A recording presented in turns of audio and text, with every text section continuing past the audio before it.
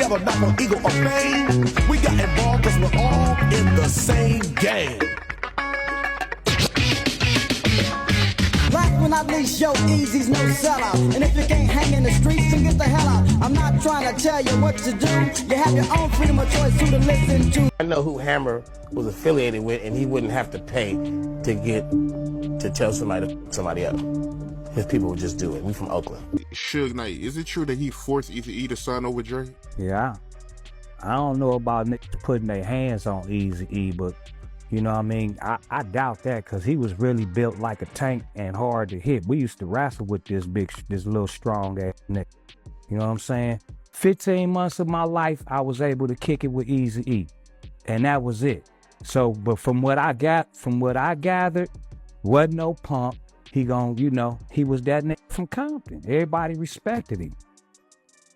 They still respect. All right, look, every time people talk about Eazy-E, they act like he was just the funny dude with the jheri curl and the high-pitched voice. But MC Hammer said it best. Most people underestimated Eazy because they only saw the flashy side of him. But behind that image was a real street dude who commanded respect and fear. And Hammer didn't just talk about him, he actually shared the mic with Eazy on We're All in the Same Gang back in 1990, a track promoting anti-violence alongside Ice-T, Tone Loc, and the rest of the West Coast rap all-stars. Same game. Yeah, hit 'em easy. Confidence in the house.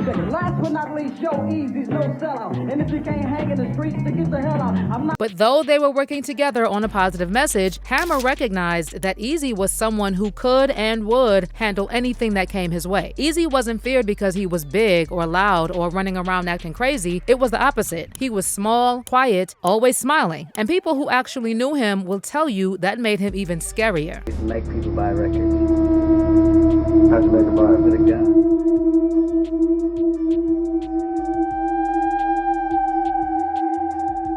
Remember when all these rappers in the 90s were terrified of Suge Knight? You could be the toughest rapper alive, but if Suge Knight walked into the room, you suddenly had somewhere else to be. But Eazy was the only artist in that era who really pressed Suge back. Some people even claim Eazy was ready to take Suge out first. And honestly, knowing everything we know about Eazy's connections and the people around him, that doesn't sound as crazy as it should. Suge tried to destroy my record company. So right now we're getting everything back together and we finna come out, fully loaded. So before we get deep into all the Suge Knight chaos, we gotta talk about something that's honestly part of what made Eazy so dangerous in the first place. Nobody ever took him seriously at first. Most rappers who had street ties wanted you to know they had street ties. They came in the room loud, flexed their crew, talked about who they knew, all that. But Eazy wasn't like that at all. He always looked chill as hell, and you'd never guess he had real pull behind the scenes unless somebody told you. Would you say that you're a gangster?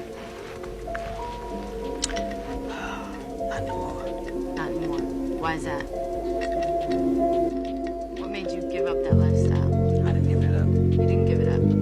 Different person. You're a different person. Right now. And the craziest part is that the more people misread Eazy, the more advantage he had. But once people realized the truth, that Eazy was connected, respected, and not afraid to handle business, the whole energy around him shifted. But MC Hammer recognized this from the jump. And what's funny is that people also underestimated Hammer. He was doing Pepsi commercials, dancing in parachute pants, and hanging out with cartoon mascots. But he got everyone fooled, because behind the scenes, Hammer was not the one to play with. Hammer was a big dog, man. He got respect in the streets. He came from a respected crew. They handled business, him and his brother Lewis and the crew. Without spending any money, Hammer could have told some people to him the up. I know who Hammer was affiliated with, and he wouldn't have to pay. We from Oakland. You be talking about Hammer, but run up on him.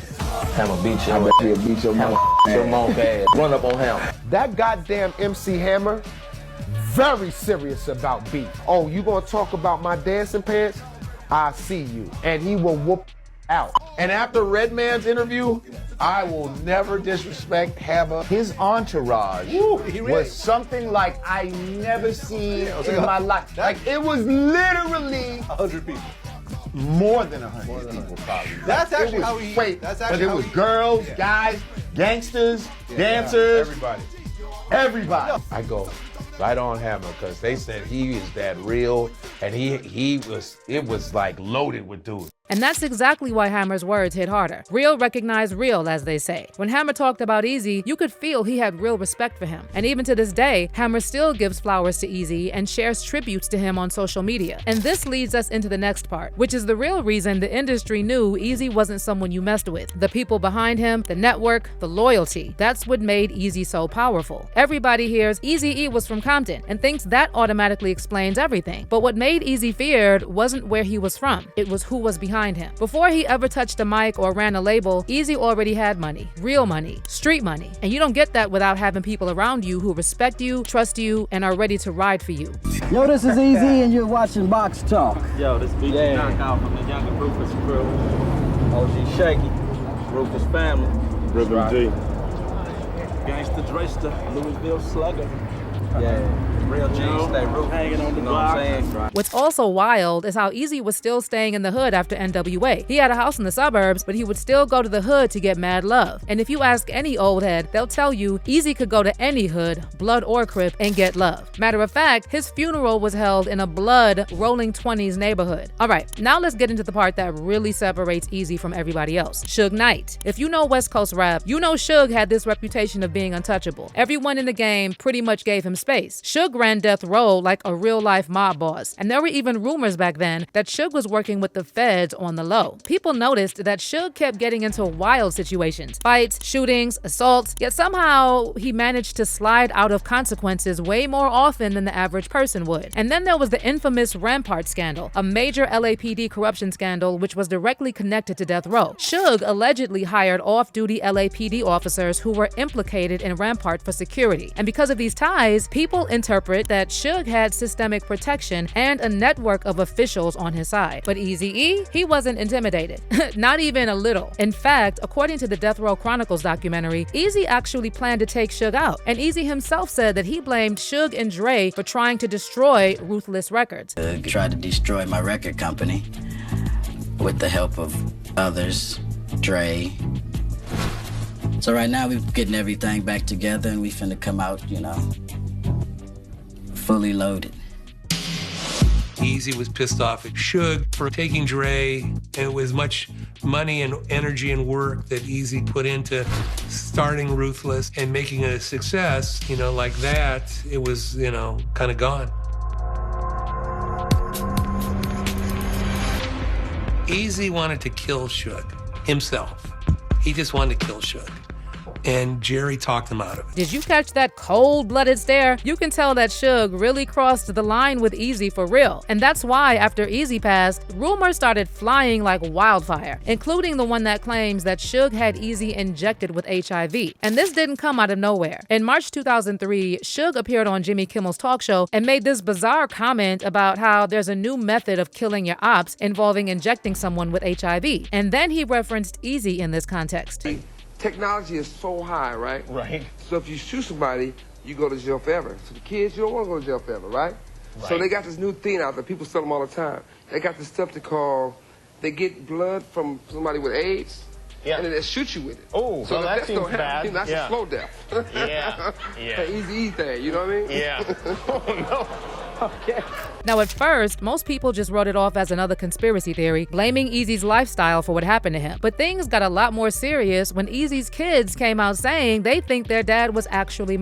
In 2015, Eazy's son Marquise, aka Young Eazy, posted a now-deleted Instagram clip from Suge's Kimmel interview saying in the caption that he always knew his dad had been killed. Young Eazy wrote, "Maybe they think we're idiots blind to the truth. I don't know. But for you new fans, youngsters, and people who just don't know much, notice in Straight Outta Compton, Eazy did not get sick until after the studio incident with Suge." Young Eazy also hinted that Ice Cube also knows the real truth about Eazy's death and added, "Oh, let's not touch the topic of Ice Cube naming his album Lethal Injection." Damn. And knowing that Eazy admitted he wanted to take out Suge for conspiring with Dre to destroy Ruthless, plus Suge's alleged ties to the feds, it makes you wonder if Suge was really joking on Jimmy Kimmel. And keep in mind that Eazy didn't just call out Suge and Dre, he also went after Jerry Heller. Now, after Cube and Dre left NWA, they initially accused Eazy of conspiring with Jerry to cheat them out of their money. But people later said that Jimmy Heller was actually skimming money from Eazy too. In fact, just before he died in 1995, 2005, Eazy had fired Heller and told friends that Heller was running some shady financial schemes. Ruthless rapper Big G Knockout even told Hip Hop DX that Eazy, quote, had records from where money was missing from the label, millions of dollars that he said Jheri was stealing from him, end quote. And then another Ruthless artist, Toker, backed this up and said that Eazy always blamed Jheri Heller for sowing discord between NWA members. So was it just a coincidence that Eazy died shortly after he discovered Jheri was stealing and fired him? Well, not according to his son, Lil Eazy-E, who recently said in an interview that he's convinced there was definitely foul play involved in his dad's death. Lil Eazy also said that there was a lot of funny stuff going on in the hospital in the days before Eazy passed, and he seemingly hinted that Eazy firing Jheri Heller played a part in his demise.